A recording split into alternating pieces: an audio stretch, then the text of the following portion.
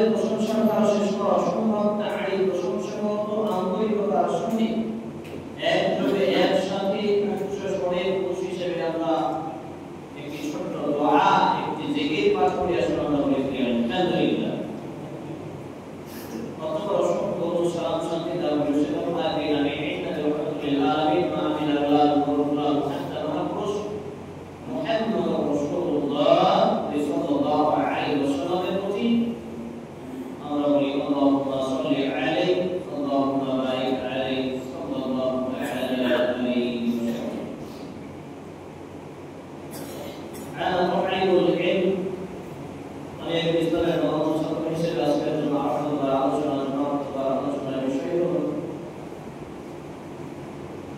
শিক্ষা গ্রহণ না করার ভয়াবহ উল্লেখিত বিষয়ের প্রতি পবিত্র কোরআনে বসে তাহলে অংশগ্রহণ বিবরণ আপনার মধ্যে রাখছি ইনশাআল্লাহ তাআলা ওয়া তৌফিক ইল্লা বিল্লাহি তাওয়াক্কালতু ওয়া ইলাইহি জুমার দিন সময় খুবই সংক্ষিপ্ত আর আমাদের দেশীয় ভাবে একটি নীতি চলে আসছে জুমার দিনের খুতবার সময় আধা ঘন্টা 30 মিনিট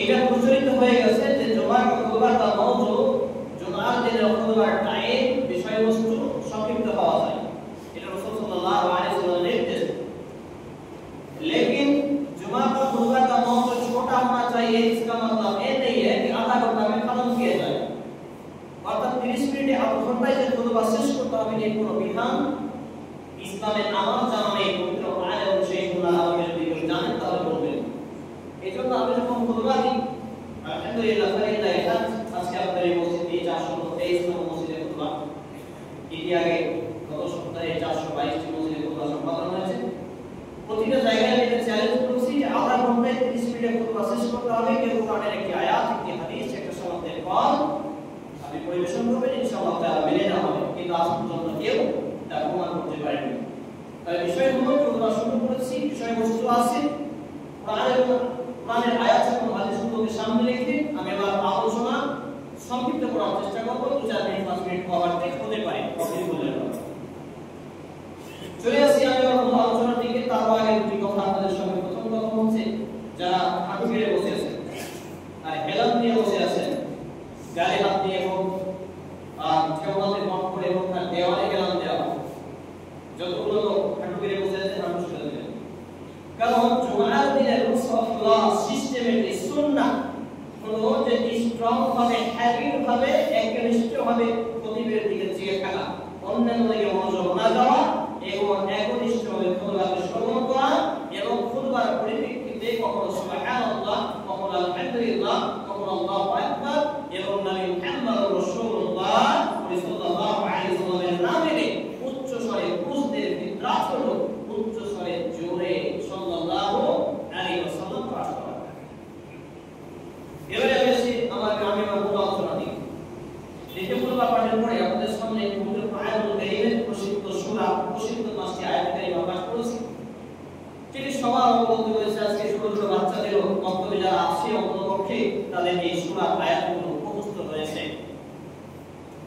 আল্লাহ রাব্বুল আলামিন নাযিল করেছেন কোরআনুল কারীমের মধ্যে রয়েছে 30 নম্বর 96 নম্বর সূরা সূরা আল-আলাক পৃষ্ঠা নম্বর 603 আয়াত নম্বর 1 2 3 এবং 4 5 আল্লাহ সুবহানাহু ওয়া তাআলা এখানে নাযিল করলেন শব্দ লাস্ট আয়াত the most important topic and subject হিসেবে ফার্স্ট ইবাদত হিসেবে যে বিষয়টা আল্লাহ রাব্বুল আলামিন নাযিল করেছেন সেটা হচ্ছে কি ইকরা শব্দটা কি ছিল ইকরা বিসমি রাব্বিকাল্লাযী খালাক খালাকাল ইনসানা মিন আলাক ইকরা রাব্বুকাল আকরাম আল্লাযী আল্লামা বিল কলম আল্লামাল ইনসানা মা লা ইয়ালাম নবী মুহাম্মদ রাসূলুল্লাহ সাল্লাল্লাহু আলাইহি ওয়াসাল্লাম হেরা ওইখানে ছিলেন বিস্তারিত আলোচনা হয়েছে প্রায় 300টি প্লাস বক্তব্য আছে আমার সেখানে ইউটিউবে AH অর জিবি এই নাম করে সেখানে আলোচনা করা আছে জাস্ট আপনাদের কাজ দিচ্ছি যে নবী মুহাম্মদ রাসূলুল্লাহ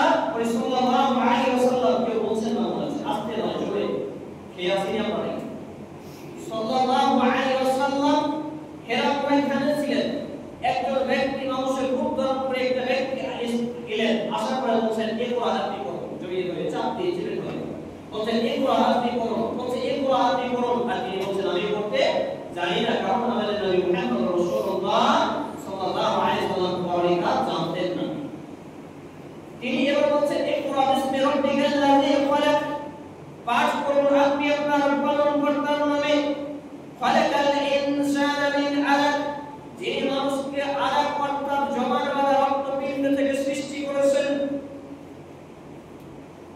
ইকরা রাব্বুকাল আকরাম আপনি পাঠ করুন কারণ আপনার পালনকর্তা হচ্ছে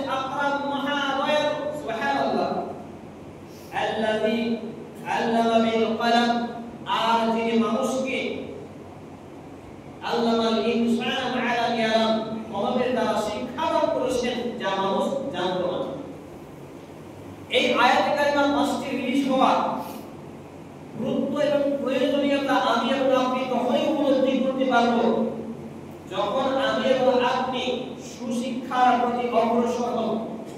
অনেকে বলতে পারেন, আমাকে অনেকে জিজ্ঞেস করেন, কমেন্টে করেন সোশ্যাল মিডিয়ায়, যে হাবিবুল্লাহ সাহেব আপনি যে শিক্ষাকে দুভাগে বিভক্ত করছেন, শিক্ষায় সু এবং শিক্ষায় কু, অর্থাৎ পিওর এডুকেশন এবং ব্যাড এডুকেশন, তাহলে আপনি এটাকে পার্থক্য করছেন কিভাবে এটা হয়? শিক্ষার মধ্যে সু এবং কু এটা কি আসতে পারে নাকি? জি, আসতে পারে। যেমন ঘিয়ের মধ্যে ডাল মেশানোর আগে খাঁটি শব্দ লেখানোর প্রয়োজন ছিল না। সরিষার তেলে আর অন্যান্য ভেজাল মিলাওয়াট করার আগে যখন পর্যন্ত এটাকে খাঁটি সরিষার তেল লেখার কথা ছিল না, দুধে পানি মিশ্রিত করার আগে, আজ থেকে 10-15 বছর আগে কিন্তু এরকম ভাবে খাঁটি দুধ বলে প্রচার করা হতো না। আজকে ভেজাল আছে বিদায় খাঁটি সরিষার তেল, খাঁটি ঘি, খাঁটি দুধ শব্দগুলোকে আজকে আমাদের ব্যবহার করতে হয়। একই রকম ভাবে আজ থেকে 10-15 বছর আগে আমরা যখন শৈশবে ছিলাম দেখতাম একজন শিক্ষিত লোক, মাস্টার, ডাক্তার, প্রফেসর, ইঞ্জিনিয়ার, এটা নৈতিক ছিল, দায়িত্ব ছিল, ইনসাফ ছিল, আমল ছিল।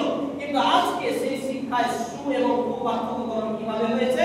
একজন ইঞ্জিনিয়ার ও জানে যে এইভাবে যদি বাইরের প্ল্যানিংটা করি এটা কম খরচে ভালো হবে, অথচ যে আপনাকে বেশি খরচ করা হয় এটাকে শিক্ষায় কু। একই রকম ভাবে একজন ডাক্তার সে জানে যে এই ওষুধটা যদি আমি দিই এটা দামে কম এবং কাজে ভালো, এর কম্পোজিশনটা ভালো, অথচ যে কোম্পানি তাকে ওষুধের টাকা দেয়, তাকে দালালি টাকা দেয়, যা তাকে যে কিনে রেখেছে এই ওষুধটা সে আগে লিখে, এই কোম্পানির ওষুধটা আগে সে লিখে। একই রকম ভাবে একজন আমি সে জানে যদি আমি জমির মাপটা এভাবে করি তাহলে এটা সমাধান হয়ে যাবে, কিন্তু বারবার যাতে আমি ডাক্তার হয়, তার কমেন্ট করা হয়, ভোটিং করা হয়, সংসার চলে, তার বাড়ির বিল্ডিং এগুলো উন্নত হয়, এজন্য সে একটা একটু করে ভুল করে রেখেই দেয়। তাহলে দেখুন শিক্ষায় সু এবং শিক্ষায় কু কিভাবে পার্থক্য হবে। শিক্ষায় সু হবে আল্লাহ প্রদত্ত বিধান, পবিত্র কোরআন, বিসমিল্লাহির রহমানির রহিম পর্যন্ত প্রত্যেকটা লফজ, প্রত্যেকটা শব্দ আল্লাহ রাব্বুল আলামিন যে আদেশ করেছেন, যে নিষেধ করেছেন তার পূর্ণভাবে মান্য করা, বাস্তবায়ন করা। নাম্বার 2, ওহি গায়রে মাকতুইন, ওহি সেই সুন্নাহ অর্থাৎ পবিত্র কোরআনের পরিপূর্ণ হচ্ছে সেই হাদিস বা সেই সুন্নাহ, এগুলোকে আল্লাহ সাল্লাল্লাহু আলাইহি ওয়াসাল্লামের আদেশ নির্দেশগুলোকে পূর্ণভাবে বাস্তবে রূপ দেওয়া। এই ব্যক্তিগুলো হবে সুশিক্ষিত। আর সুশিক্ষা যদি গ্রহণ না করি এর ভয়াবহতা কি এবার বুঝুন। তাই আল্লাহ রাব্বুল আলামিন অত্র আয়াতে অর্থাৎ সূরা আল-আলাক 96 নম্বর সূরা 30তম পারা 603 নম্বর পৃষ্ঠা আয়াত নম্বর 1 থেকে 5 এই আয়াতগুলো নাযিল করে আমাকে এবং আপনাকে জানালেন যে বান্দা একটা কথা জেনে নাও, তোমাকে আগে আকিমিস সালাত, ইতাইজ যাকাত ওয়াল হজ্জ ওয়া সাওম রমাদান এই সব বিষয়গুলো তোমাকে আগে নাযিল করতে পারতাম, তোমাদের এই বিধানগুলো আগে দিতে পারতাম। কিন্তু আমাদের প্রত্যেকের ছোট বড় যুবক বৃদ্ধ আমরা যারা আছি, আমাদের সালাত অর্থাৎ নামাজের বিধান অনুযায়ী কত বছর বয়সে?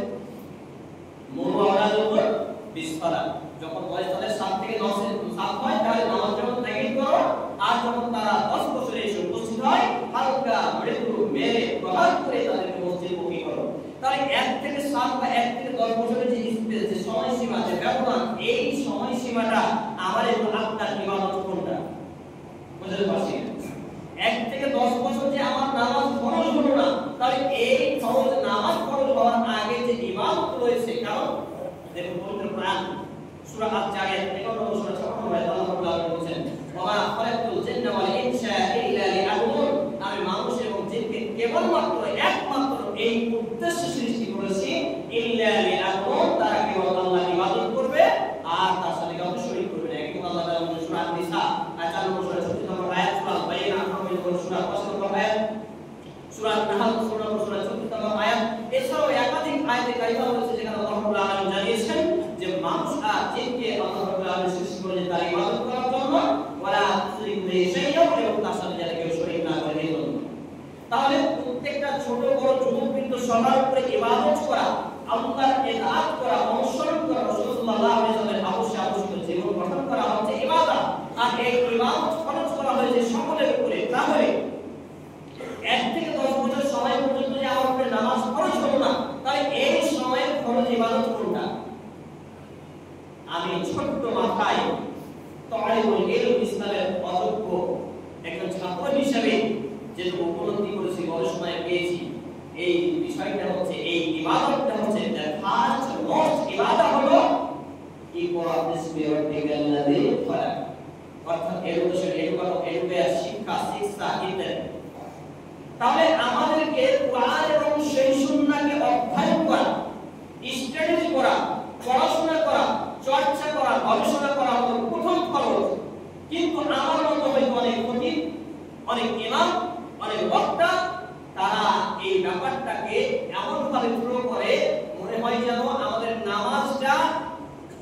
আগে ইবাদত ফরজ হয়েছে, কিন্তু নামাজের আগেও ফরজ ইবাদত কোনটা?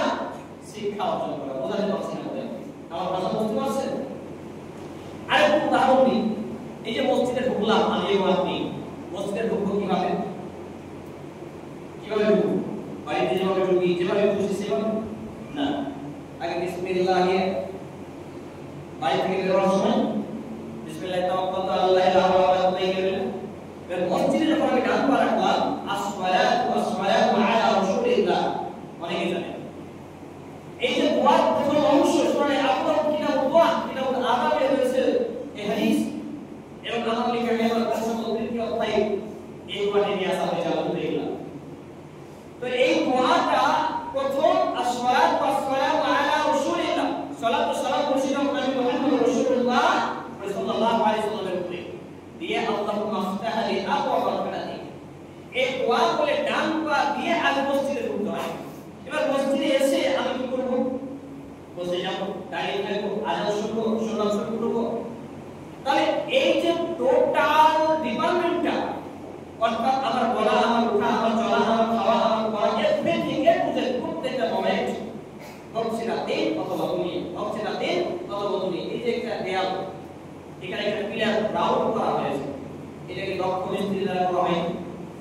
তাহলে এইটা জামকারি দিয়ে করা হয়েছে। যে ব্যক্তি লেবার, যে ব্যক্তি অন্যান্য ডিপার্টমেন্টে, সে ব্যক্তিকে দিয়ে এটা করাবেন, আপনি করাবেন না। তাহলে আল্লাহ রাব্বুল আলামিন আমার এবং আপনার উপর যখন ইবাদতকে ফরজ করেছেন, তাহলে আমার এবং আপনার মধ্যে প্রথম, আমার এবং আপনার উপরে সর্বপ্রথম যে ইবাদতটা ফরজ করেছে সেটা হচ্ছে শিক্ষা করা। তাহলে আমি যে ইবাদতটা করব, এই জন্য ইমাম বুখারী রাহিমাহুল্লাহ কি বলেছেন যে প্রত্যেক কথা ও কাজের আগে এই অর্জন করা, জ্ঞান অর্জন করা, এটা উল্লেখ। তাহলে এর দ্বারা বোঝা যাচ্ছে যে দুনিয়াবি ক্ষেত্রেও আমরা যদি না জানি তাহলে সেটা জানার পরেই আমাদের বাস্তবায়ন করতে হয়। আমার লেখা একটি বই আছে আমার হাতে, এই বইটিতে আরবি এবং বাংলা কিছু ইংরেজিও মিশ্রিত রয়েছে। এবার বইটা থেকে আপনার হাতে দেওয়া গেল, তা আপনার হাতে বইটা যখন আমি দিলাম, আপনি বইটা এভাবে খুলছেন, কিছু বুঝতে পারছেন না, কারণ আপনি পড়াশোনা জানেন না।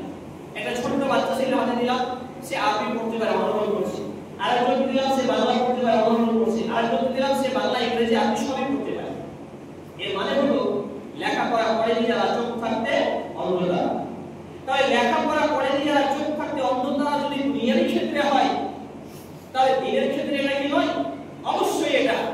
আমি ইবাদত করব, আল্লাহকে সাজদা করব, আমি মসজিদে আসব, আমি খাবো, বলবো, চলবো, বলবো, টোটাল আমার লাইফ অফ পূর্ণাঙ্গ জীবন বিধানটা হবে শিক্ষা দিয়ে ঘেরা।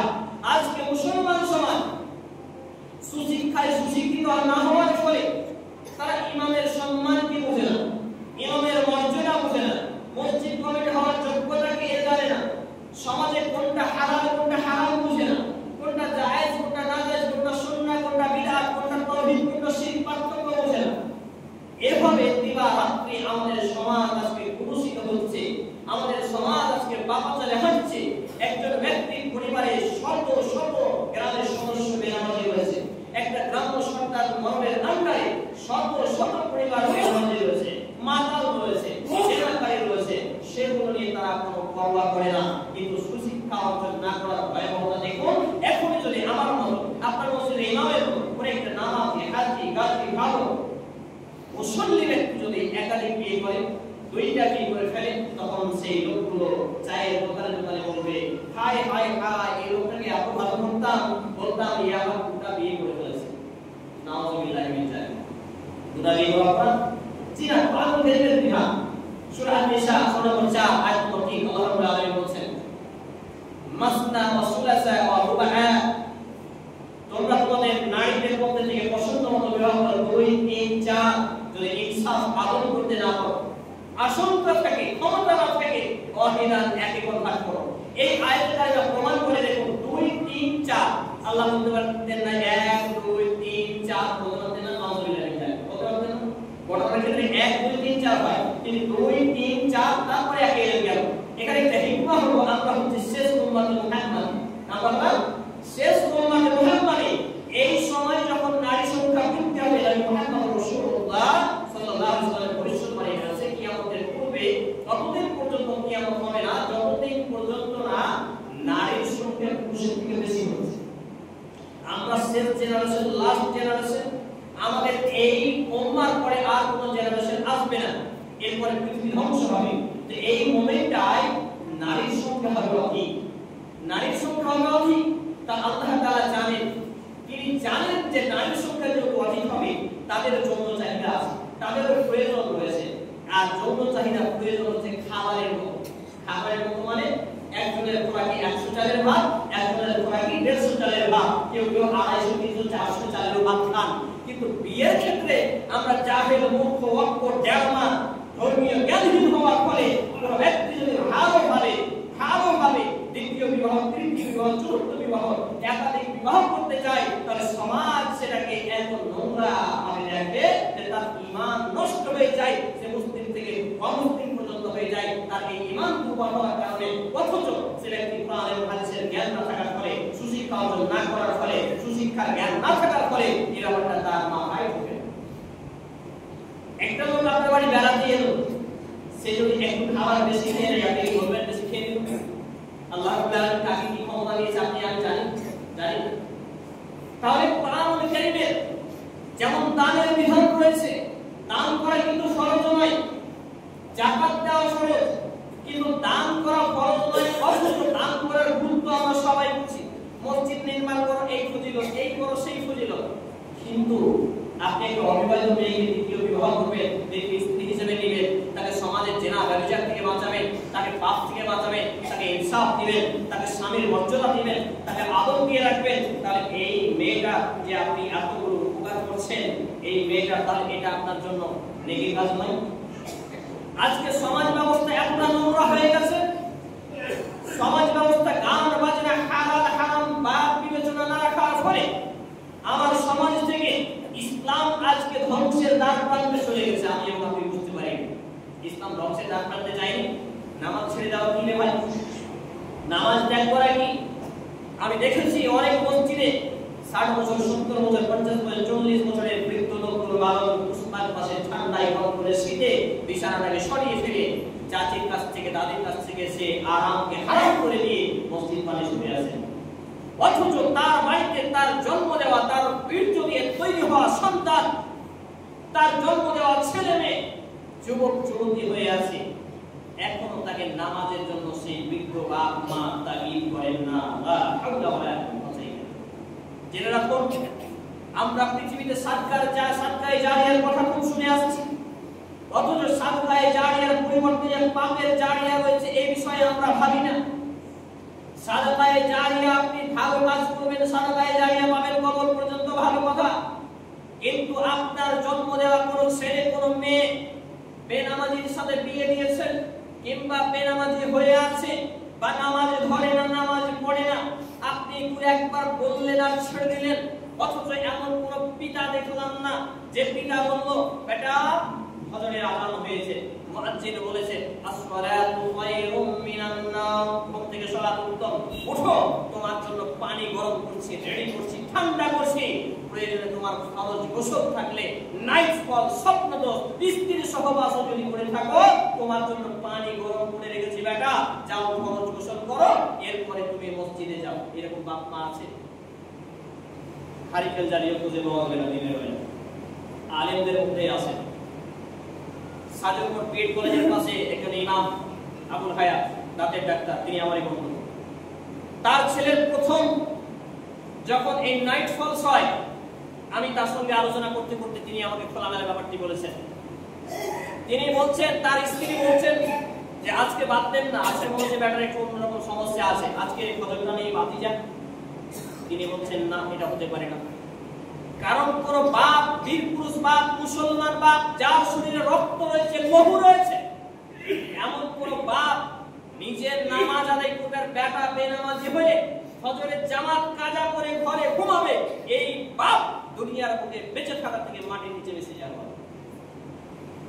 আজকে একটা লোক আছে আমাদের সমাজে, সম্মানিত মুসলিম ভাই এবং বন্ধুগণ, তিনি তার স্ত্রীকে বললেন কোনো ছাড় দেওয়া হবে না, কারণ আমি যদি দুনিয়াকে ছাড় দিই, আল্লাহ তাআলা পরকালে আমাকে ছাড়বেন না। তোমার বেটাকে তুমি এতটাই ভালোবাসো, তোমার বেটাকে তুমি এতটাই সম্মান করো, তোমার বেটাকে তুমি এতই ভালোবাসো, দুনিয়ার তুমি সামান্য একটু লজ্জা, যেটা বৈধ, যে এখানে লজ্জা চলে না, ইবাদতের ক্ষেত্রে লজ্জা চলে না, আল্লাহর সন্তুষ্টির ক্ষেত্রে লজ্জা চলে না, আল্লাহর বাধ্যতার ক্ষেত্রে, আনুগত্যের ক্ষেত্রে লজ্জা চলে না। আরে লজ্জা হবে গানের ক্ষেত্রে, লজ্জা হবে হারামের ক্ষেত্রে, লজ্জা হবে পাপের ক্ষেত্রে। এখানে তো তার লজ্জা এখানে হওয়া উচিতই নয়, অথচ লজ্জা এখানে কি করে আসবে? সে উঠে গোসল করে খরচ পানি গরম করে দাও, পানি গরম করে তারপর তার ছেলের মসজিদে গিয়ে নামাজ পড়ে আসে। সুবহানাল্লাহ। আমরা তো ইমামদের আলেমদের একটু সুযোগ পেলে মানহানি করি, চায়ের দোকানে বসে বসে বিভিন্ন রকম অপপ্রচার করি। আমাদের ঈমান আজকে ইসলাম টিকে আছে আলেমদের জন্য, আজকে ইসলাম টিকে আছে আলেমদের জন্য, অথচ আমরা জাহেল মূর্খ অজ্ঞ ডেরমা হওয়ার ফলে আলেমদেরকে যে তার সুমর্যাদা, তার যে সম্মান, তার যে অধিকার, সেই প্রকৃত অধিকার সম্মান মর্যাদা দিতে পারি। সম্মানিত উপস্থিতি ভাই ও বন্ধুগণ, এই সবই চলছে আজকে সুশিক্ষা অর্জন না করার ভয়াবহতা। সম্মানিত উপস্থিতি ভাই ও বন্ধুগণ, আমাকে এবং আপনাকে সুশিক্ষা অর্জন করে, সুশিক্ষা গ্রহণ করে এমন ঈমান, এমন আমল তৈরি করতে হবে যে প্রত্যেকটা আপনার ছেলেকে বলবেন যে বেটা তুমি মাধ্যমিক দিবা, মাধ্যমিকে যদি ফেল করে দাও এটা লজ্জার নয়, তবে লজ্জা হবে বেটা সেটা মাধ্যমিকে যদি তুমি নকল করে পাস করো, মাধ্যমিক পরীক্ষায় যদি তুমি চুরি করে পাস করো, তুমি ফেল করে আসো, তোমার জন্য মিষ্টি বিতরণ করব।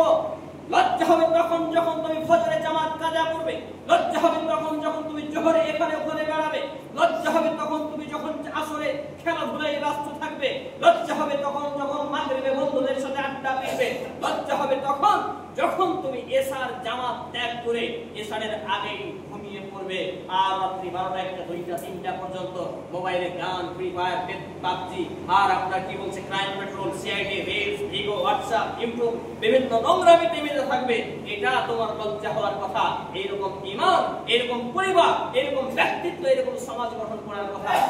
আমরা এগুলো বুঝি না, আমরা এগুলো বুঝি না, কারণ আমরা ইসলাম কি আদৌ জানি না। আপনাদের কাছে আসছে, টাইম ওভার হয়ে গেছে, তাই নাকি কোনো লাভ নেই। বিষয় শুরু করেছে, বিষয় শেষ করবো, তারপর মেম্বার থেকে নামবো, কারণ আমি আপনার মাথা বিক্রি করা ইমাম নয়।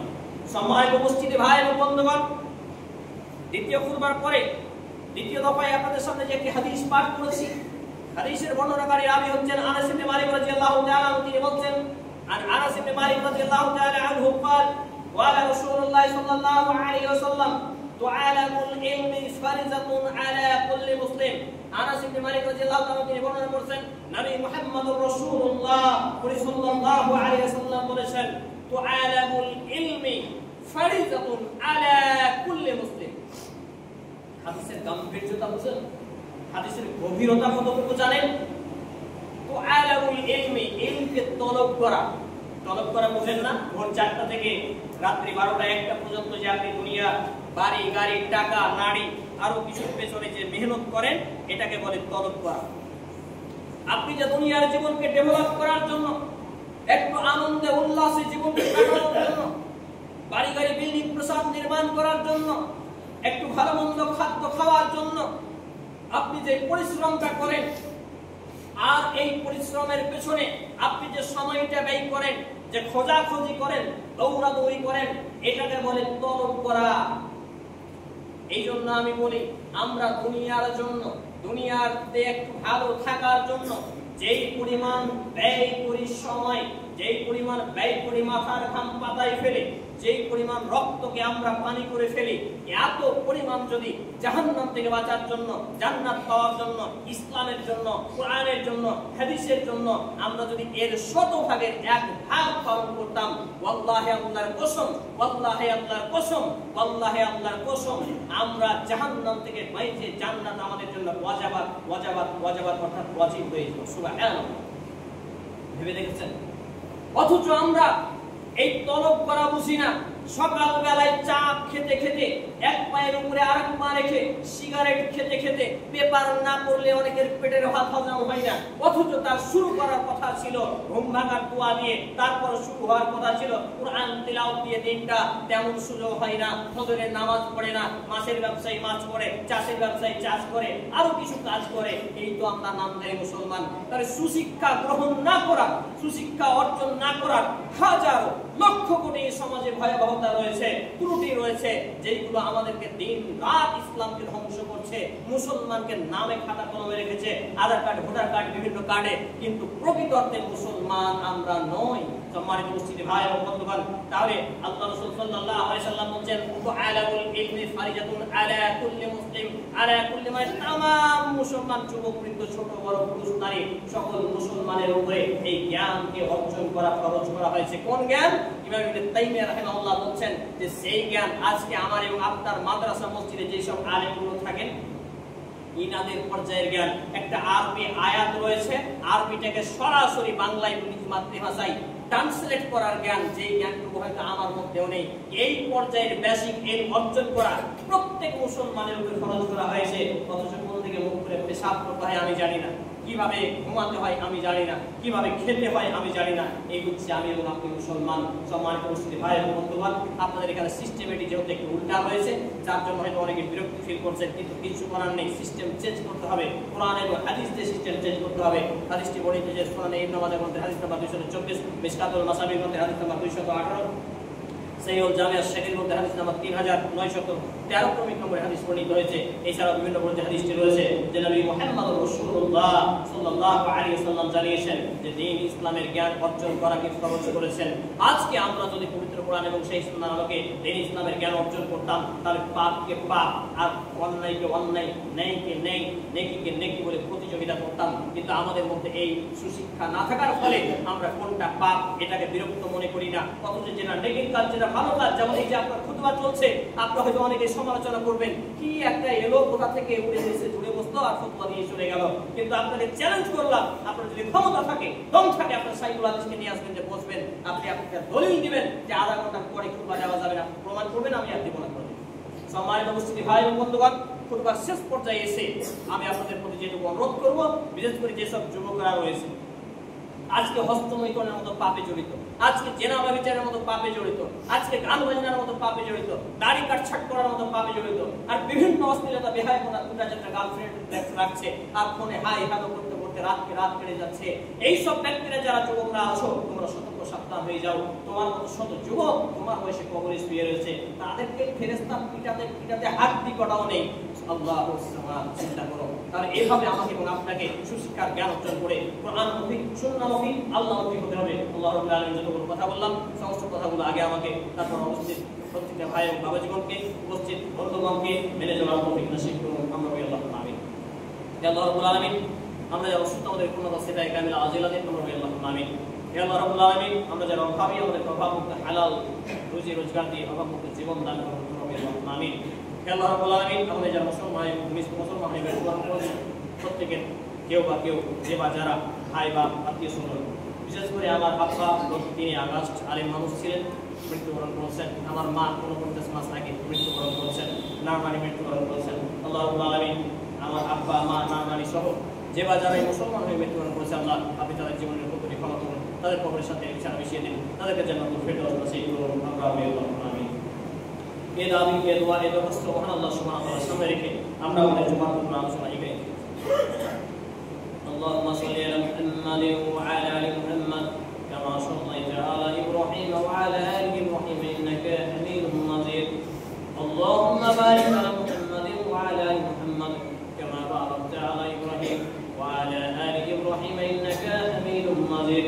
سبحان ربك رب العزة عما يصفون وسلام على المرسلين واخر دعوانا الحمد لله رب العالمين.